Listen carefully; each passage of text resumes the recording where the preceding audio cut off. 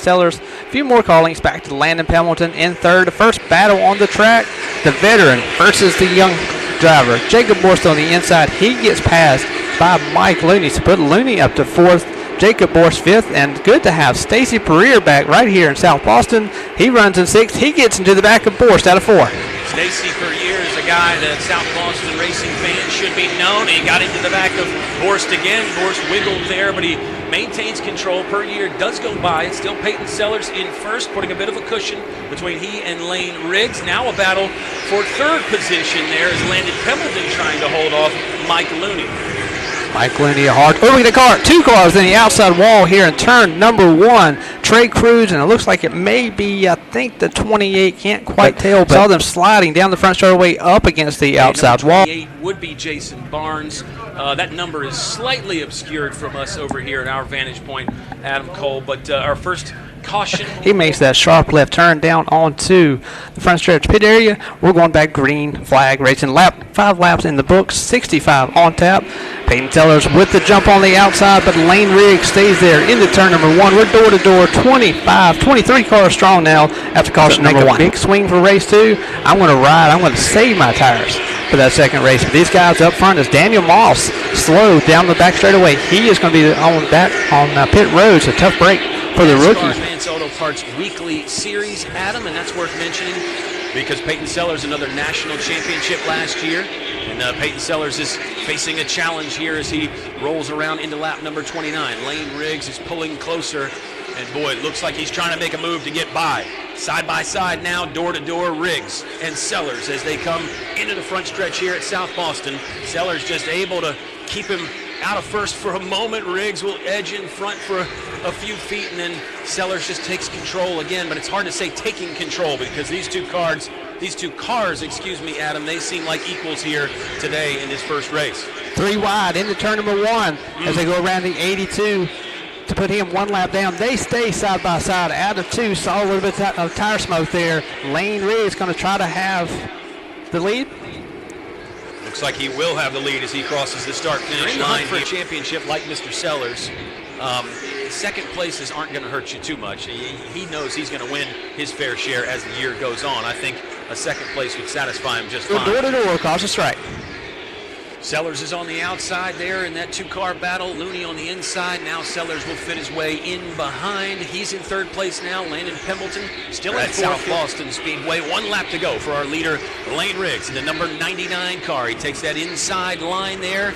He had to make 1 pass. Peyton Sellers got in front. It's been Sellers and Riggs our only leaders. And Lane Riggs makes the final turn down the front stretch for the final time. It's a checkered flag for the number 99 car of Lane Riggs. We are broadcasting live from South Boston Speedway on 95.3 HLF, streaming online, flowracing.com, and in person here. Fans, let's make some noise for that number 99 car, Lane Riggs. Of the 2022 racing season.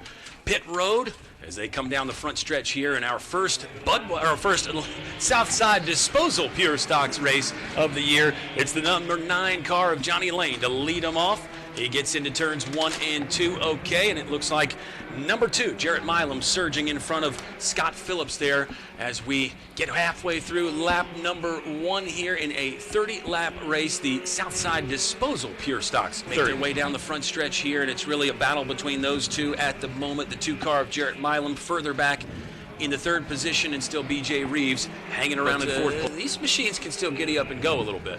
Definitely, still a lot of speed you're carrying here at South Boston Speedway. More of a stock type car, not a lot of things that you can do to it. It's the season opener, the Danville Toyota 2022 season opener. While we got a second here, let's thank Danville Toyota for all that they do here at South Boston. Jarrett Milam was further back. Now he is really in that stalking position, looking to slingshot by Scott Phillips here. It'll be one more time around. They're both racing at Johnny Lane. I don't know that anybody's going to get to the number 9 car of Johnny Lane. Into turn 3, drives deep in. Can he get a chance at a turn 4? But it's going to be Johnny Lane for the win. Scott Phillips will hold on to second. Milan running out your top 3. Congratulations to Johnny Lane. There at Victory Lane, getting in touch with our drivers, and he looks like he's going to get Johnny Lane out of that number 9 car here to celebrate a Southside Disposal victory in the Pierce in this division. It will be number 17, Jason Myers, that will sit on the pole and lead them off here as the green flag will be dropping shortly. So many family members within this field. Again, the Myers, first and fourth. Dawson's throughout the field. We've got the 01 coming back onto the racetrack. Jared Dawson. Sunny Sunday afternoon. Danville Toyota pace car is headed down pit road, and we are set to go here in the Budweiser Limited Sportsman first race of the season. Another green flag at America's hometown track, South Boston Speedway. Jason Myers will yield the lead here for just a moment to the number 42 car of Chuck Lawson. Lawson strong on the outside, takes the lead through turns 3 and 4, put Myers back to second. Eversole in third. For a clean rest of the race here as they just roll the times by and get around lap number 2 now. It will be the completion of lap number 2, right, Adam? I've lost count after the cautions and all the craziness that we had. That's a long time for 2 laps. It just doesn't seem right, does it? And so we completed that lap. Maybe you shouldn't say that yet, but we're side by side for the lead. Chuck Lawson was on it. He's trying to surge ahead of Jason Myers. Myers elected to go inside that time on that restart. He's been hanging around that inside line pretty much all day today. It's a battle for first and second between Jason Myers in that 17 car and Chuck Lawson. Speedway, I'll say it again, we've got Hornets coming up after this, a 15-lap Hornet race, and then our grand finale, another 65-lap late model. Up to late model. This might be my division to win.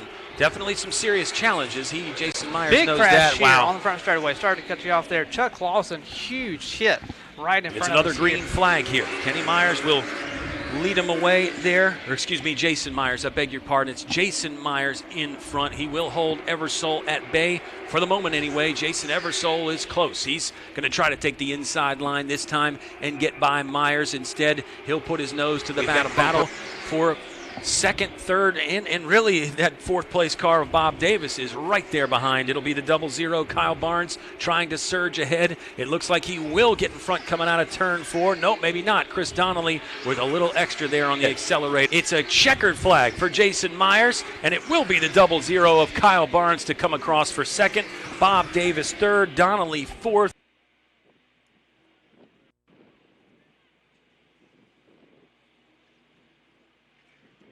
Opportunity as the green flag is out.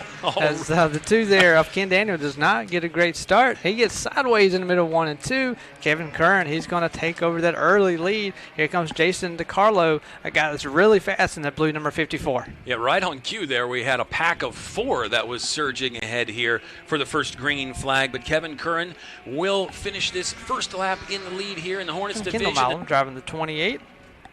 Jason DiCarlo fourth. Then Andrew... he gets sideways out of turn 4. Rotolo with a great save. Front of the field. Kevin Curran starting to knock on the back bumper of Ken Daniel. Daniel going to cut him off down the front straightaway, so Curran gets it sideways to keep off of him.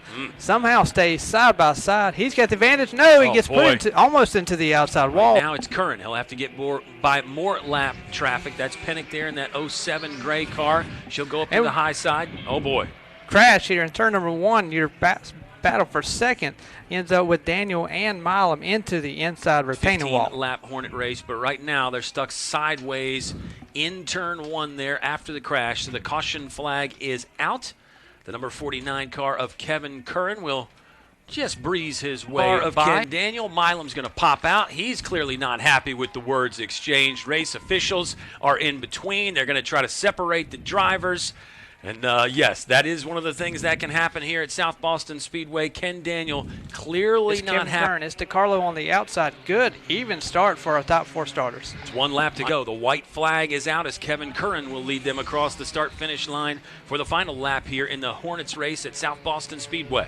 Curran with a good run out of 4. Open up about a 2 to 3 car length advantage. That may give him enough cushion for this final corner. DiCarlo and Andrea Rotolo not going to have a chance to do anything out of 4. Congratulations to Kevin Curran picking up win number 1 of the season. And there's your winner. Give it a big hand, Kevin Curran. And it's going to be Parker even with an advantage, but here comes Bailey quickly back on the outside in 1, and he makes good use of the outside line quickly takes the lead, puts Eatman back to second, where he's maybe split out of turn 4. They're wanting to make it 3 wide. It's real hot action here to start. They finished lap 1. It's Mason Bailey with a lead in the 05 car. And we got a crash out of turn number 2. Landon Pembleton, and then Sellers hit hard from the back by the 82 of Dillard. Had nowhere to go. And we've got about a 5-6 car pileup out of turn number 2. Might not have been that bad, but then got rear-ended from behind, and that feels like it's going to cause some serious problems for Peyton Sellers' car. We'll try to unpack and unpile here and see who else is damaged. Thank you for your patience. All these things are going to get better. We're working out how to mesh all 3 of them perfectly, and I think it's been a good day. We are ready for another restart here as they come around turn 4 into the front stretch. We've got some fans on their feet already as we get set for the action to return here. Late model race number 2.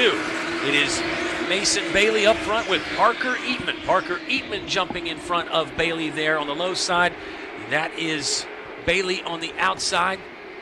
He'll get his nose in front again. They've got tough competitors behind him, though. The number 8 car, Thomas Scott, slipped back a few spots. Just grinding on that tire. Oh, boy, he spins out. He nearly got into the tire barrier there at pit road. So I think that was a direct result of whatever he's got going on with the left front. Just lost runner-up in that first race, rounding out the top 5. Adam, that situation for per year, not a great one. And like you said, he was trying to find space to probably make his way down. He may have been a little contact as he entered turn number 1. Bailey strong on that outside, but Borst very strong entering the corner, loose on exit. He's going to open the door. Lane Riggs to the inside of Borst into turn number 1. Lane Riggs is hot on his tail, and Riggs is side by side. Now on the inside, he will pull ahead. Mason Bailey will have to give up the lead, at least momentarily, to Lane Riggs. Race number 1 winner, looking for even more here in the night. Seems to be trying to make his way back to the front there. Number 55, Mark Wirtz, also somebody to keep an eye on as he moves up into the 6th position. You want to win, you want to get high finishes, but yeah, long-term focus there as well. We've already talked about the tire situation. You'll be on these same tires.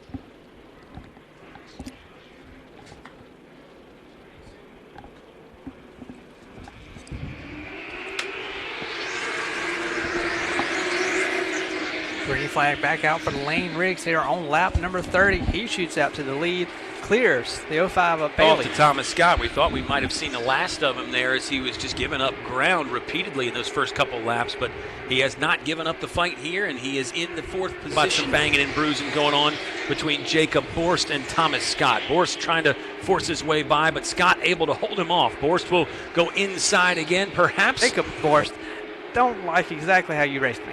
Mark Wirtz was on the inside of all that. I'm sure he was just waiting for the chaos to clear, so perhaps he could surge in front. Watch how that battle unfolds here as the action is getting ready to wrap up from South Boston Speedway. Last lap for Lane Riggs, the number 99 car, looking to make it a clean sweep. He'll come around the final turn into the back stretch, the front stretch. It's the start-finish line. Lane Riggs wins it around South Boston Speedway, making his way to pit road. Dennis McDonald is down there. Don't know if he's ready with anybody just yet, but it's been a very exciting day of racing. We knew it would be. Not exactly picture perfect. I don't know if anybody's going to put the footage in the time capsule here and study it, but definitely a lot to learn, adjustments to be made, and we will see everybody hopefully come back and compete in a couple weeks.